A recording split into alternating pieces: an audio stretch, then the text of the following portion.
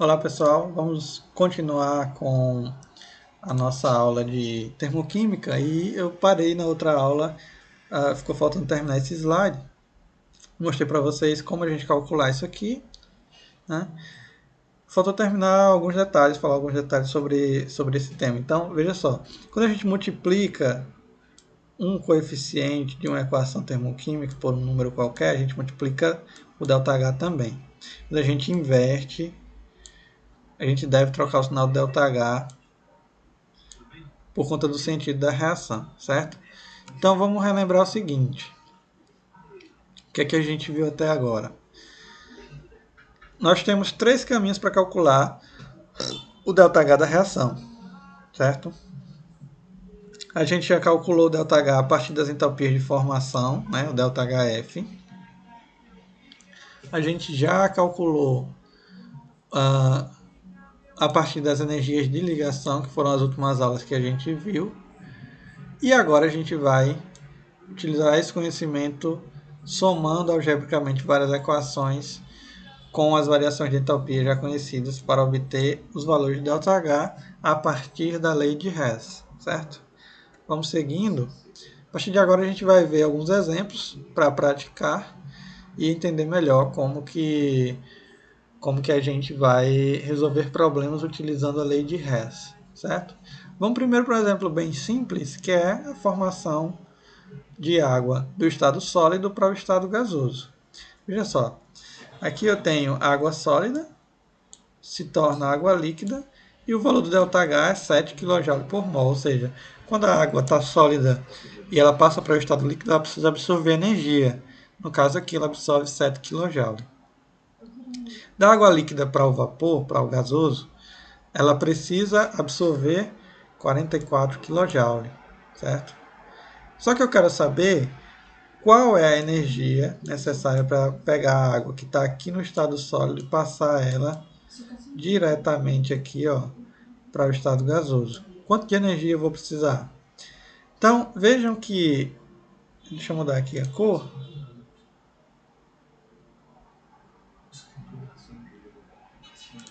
Vejam que isso aqui, ó,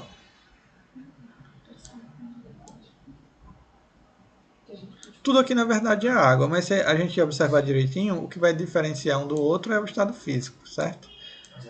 Então, essa que está aqui e essa que está aqui, né, água líquida, ó, que estou marcando agora, elas estão no mesmo estado.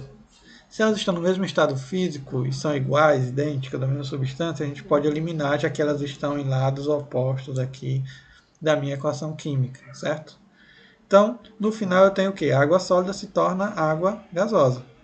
E qual é o valor do ΔH? 51. Por quê? É o ΔH1 mais o ΔH2. 7 mais 44, 51. A gente pode ver isso aqui no gráfico da mesma forma, certo? O processo daqui é igual à soma desses dois processos, ok? Dito isso, vamos passar para um exemplo.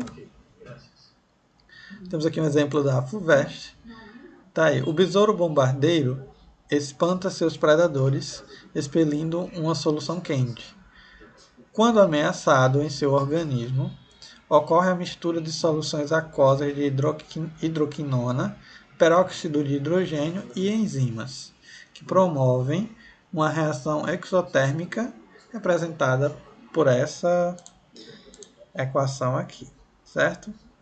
Então aqui eu tenho essa hidroquinona, a peróxido de hidrogênio, que é água oxigenada, e aí eu vou formar um outro composto orgânico e água, certo?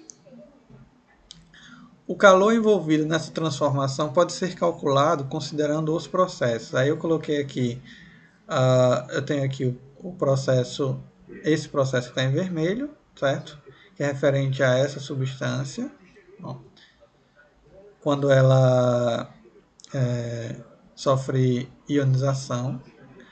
Aqui eu tenho a reação da água com oxigênio para formar o peróxido, que é água oxigenada. E aqui eu tenho a reação da água, a hidrólise da água para formar oxigênio e hidrogênio. Eu coloquei em cores diferentes para facilitar quando a gente for calcular, para ficar mais fácil a gente enxergar de onde veio cada ponto, certo? Assim sendo, o calor envolvido na reação que ocorre no organismo do besouro é... Aí tem aqui as alternativas, então vamos lá. Primeira coisa de tudo, você precisa saber qual é a reação que você está interessado. Então, a reação que eu preciso é essa aí que está descrita lá no começo do enunciado da questão. Está lá descrito, fala do processo e fala que esse processo é representado por essa equação aí. Essa equação é o que a gente vai obter, certo? Depois, eu preciso dos dados, das equações que são ofertadas para que a gente possa obter os dados termoquímicos dessa reação que a gente está interessado. Então, tudo bem. Tenho aí os três. E aí a gente vai começar a fazer as operações algébricas de acordo com a lei de Hess para obter o resultado desejado. Então, vamos lá. Primeira equação, a gente vai observar o seguinte. Veja só. Eu tenho aqui C6H4OH2. Na minha equação principal também tem esse composto. A gente vai observar, esse composto aqui, ele é igual a esse? É sim. Ele está no mesmo lado da equação? O que vai definir os lados da equação? É a minha setinha de reação. Então, antes dela e depois dela. Os dois estão antes. Esse aqui está antes da seta? Tá. Esse aqui também. Eles estão na mesma quantidade? O coeficiente aqui é 1, o coeficiente aqui é 1. Tá, também. Então, por ele ser um dos componentes principais da minha reação, eu não preciso que ele mude de lado ou não preciso aumentar a sua quantidade. Então, o que é que eu faço? Simplesmente nada, repito a equação. Não tem o que fazer aí. Vamos para a próxima, a equação que está em amarelo. O que é que eu preciso da equação que está em amarelo? Essa equação aqui, ó. Eu preciso do peróxido aqui, ó. Só que a gente for comparar, na minha equação que foi descrita como um dado, o peróxido está do lado dos produtos, né? Está depois da seta. E eu preciso dele antes da seta. E agora, o que é que eu faço? Aí a gente vai aplicar uma daquelas regrinhas da lei de Hess. Veja só, se esse produto ele precisa estar do lado dos reagentes, eu vou inverter a minha equação. Então, eu pego esse H2O2 que está do lado dos produtos, escrevo ele do lado dos reagentes, e o que era reagente eu escrevo do lado dos produtos. E, como consequência, então, como a gente tem esse daqui do lado do produto, a gente vai inverter, e isso aqui, ó, que era reagente aqui, agora é produto. E lembra de um detalhe extremamente importante, olha o valor ΔH, mais 95 kJ por mol. Eu inverti a equação. Quando eu inverto a equação, o valor que era positivo agora é negativo. Se ele fosse negativo, ele estaria positivo agora. Então, já temos aqui duas equações, certo? Vamos agora para a terceira, que está em verde aí. Eu tenho aqui água, certo? Só que na minha equação, a água ela está do lado do reagente. E eu preciso dela aqui, ó, do lado do produto. Então, o que é que eu faço? Também vou inverter, certo? Então, eu inverto a minha equação, certo? Então, inverti a equação, está aqui a minha equação invertida. Aí você deve estar pensando, mas na equação principal eu tenho 2H2O e aqui eu só tenho 1. Eu preciso multiplicar por 2? Haverão casos que será necessário, sim, tanto inverter quanto multiplicar. Nesse caso, não. Por quê? Porque eu tenho um H2O aqui e tenho um H2O aqui, ó. Então, no final das contas, eu vou somar os dois e vai dar 2, tá? Então, vamos lá, vamos ver. Então, qual vai ser o resultado disso tudo aqui, ó? escreveu as equações, o valor ΔH está ok. O que a gente faz agora? Vai eliminar os termos que a gente não precisa, ou seja, tudo que tiver aqui fica. Tudo que não for preciso a gente elimina. Então, ó, o que for igual e tiver aqui, ó, em lados opostos na minha setinha de reação, a gente pode eliminar. Então vamos começar pelo hidrogênio. Está igual, está na mesma quantidade, está em lados opostos. Elimina. Depois, o oxigênio está igual, está em lados opostos na mesma quantidade. Elimina também. E aí, o que é que sobra? Desse lado sobra esse composto e esse. Está aqui, ó. Certo? E desse outro lado sobra esse e esse. Está aqui. Ok?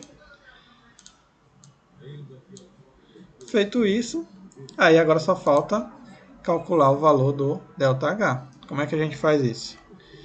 O ΔH vai ser a soma desses três. Então, mais esse aqui, mais 177, mais menos 95, mais menos 286.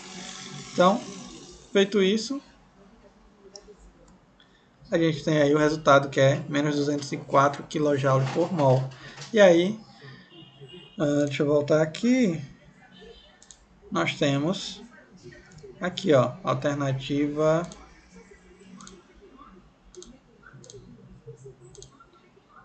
B, menos 204 kJ mol menos 1, tá? Então, alternativa B é a alternativa correta. Vamos seguindo. Vamos fazer mais um exemplo para a gente finalizar. Dadas as equações termoquímicas, eu colori também para ficar mais fácil. Carbono grafite mais oxigênio formando CO2, carbono diamante mais oxigênio formando CO2. E aí eu tenho o valor ΔH dos dois, eu quero saber qual é a energia da transformação grafite-diamante. O que é que eu vou fazer?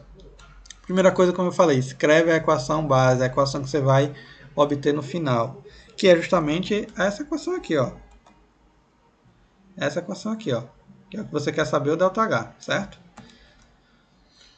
Depois, aí a gente vai pegar as equações que a gente tem, né? Os dados que a gente tem, e aí a gente vai ver o que, é que a gente precisa. Essa primeira equação, veja, carbono grafite, está aqui, ó, desse lado. Então eu não preciso mexer nele, também não preciso multiplicar porque está na mesma quantidade. Então é só repetir a equação. Na equação 2, aí a gente vê que tem o diamante aqui. Só que eu não quero ele do lado esquerdo, ou seja, do lado dos reagentes. Eu quero ele do lado dos produtos. Então o que é que eu faço? Eu inverto a equação, certo? Invertendo a equação, a gente vai ter a primeira aqui em vermelho, ó. E aí em verde, a gente vai somar as duas para obter o valor do ΔH e da equação em si. Então, o que, é que a gente pode eliminar daí?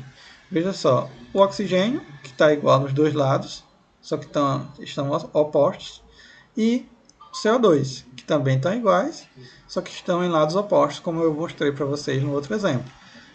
O que é que sobrou? Sobrou C grafite formando C diamante. E o ΔH? É só somar, e aí a gente vai ter mais 1,9 kJ, certo? Então, basicamente, a lei de Hess consiste nisso. A gente para por aqui. Na próxima aula, a gente continua para fazer mais exemplos de lei de Hess. Se der tempo, a gente começa conteúdo novo, ok? Então, por hoje é só.